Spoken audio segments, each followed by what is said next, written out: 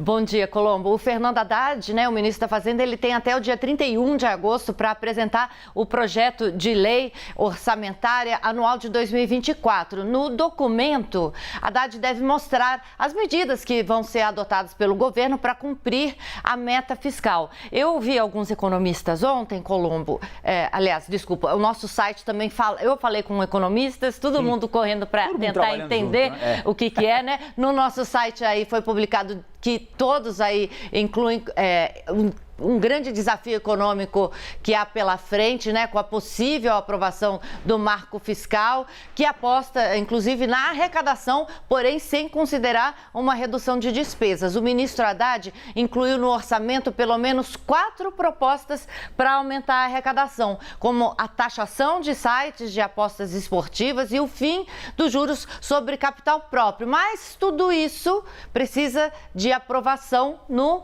Congresso, né? E eu queria que você nos ajudasse a entender, então, Elaine, os desafios do governo para buscar o equilíbrio fiscal, para a proposta de orçamento do ano que vem. Quais são as possibilidades para fechar essa conta? Olha, são muitos, né? Equilíbrio nas contas, ela é a mesma coisa tanto no governo quanto dentro da casa da gente, né? Não dá para gastar mais do que a gente recebe, do que ganha, porque isso significa dívida e quanto maior a dívida, mais difícil de pagar, mais cara ela é e o banco acaba olhando torto para a gente, né? No caso do país, o investidor tem que fazer planejamento, né, Colombo? Sim. E no caso do governo, no caso da gente e do governo, esse planejamento chama-se orçamento.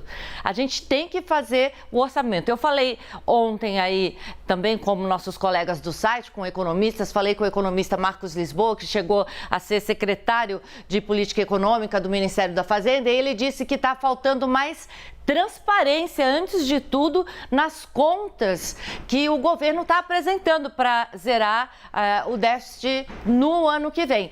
Para ele disse para mim que esse ano a meta, que era de 0,5% do PIB no início do ano, lembra a meta do arcabouço, né? Ela acabou mudando aí, pulou para 1% do PIB, ninguém explicou direito por que isso aconteceu, foi meio que sem explicação.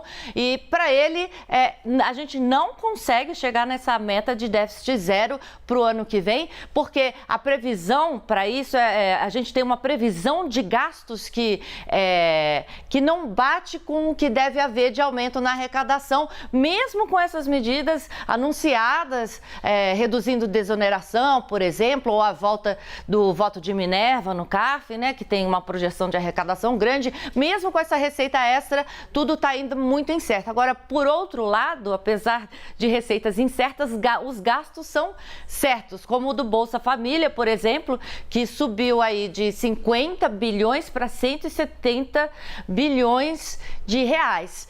Mansueto Almeida, que foi secretário do Tesouro Nacional, disse que não dá para contar só com aumento de arrecadação. Vai ter que fazer corte nos gastos para zerar o déficit no ano que vem. Ou aumentar impostos, né?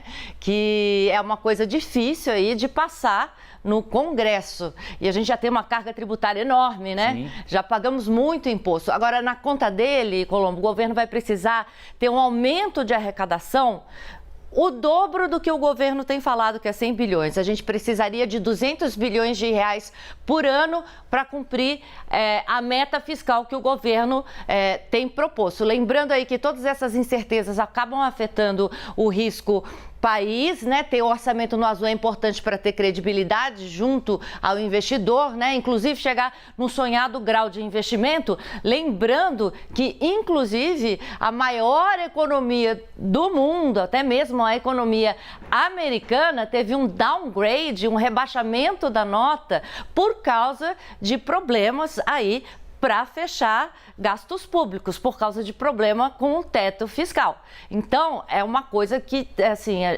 para ontem, né? Sim. E a gente comemorou tanto quando teve a elevação da nota de crédito, vamos chegar logo no grau de investimento, mas a gente está vendo cada vez mais que não é bem assim. Elaine, obrigado. Vamos continuar acompanhando juntos. Vamos. Valeu. Bom jornal.